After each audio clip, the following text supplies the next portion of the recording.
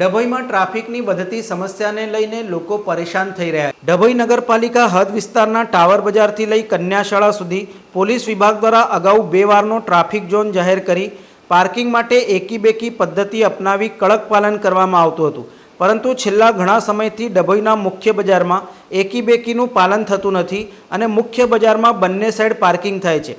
Traffic સમસ્યા નિવારવા માટે ફૂટપાથ પર પણ પાલિકા દ્વારા દૂર કરી દેવામાં આવ્યા છે, પરંતુ વાહન ચાલકો આડેધડ પાર્કિંગ કરતા હોવાનું સામે આવ્યું છે। બીજી તરફ પાલિકા દ્વારા રોડ ઉપર દબાણ કરતા દુકાનદારો સામે પણ લાલ આંખ કરવાનું શરૂ કર્યું છે। જાહેરનામું બહાર પાડી ગેરકાયદેસર દબાણ કરતા મુખ્ય બજારના દુકાનદારોને પણ સૂચના આપી દેવાઈ છે। સામાન અડચણરૂપ મૂકશો તો પાલિકા કાર્યવાહી કરશે। ત્યારે ડભોઈ પોલીસ વિભાગ સતર્ક બની હવે એકી બેકીનું સઘન પાલન કરાવે તો મુખ્ય બજારમાં ટ્રાફિકની સમસ્યાનો નિકાલ આવે તેવી લોકો માંગ કરી રહ્યા છે।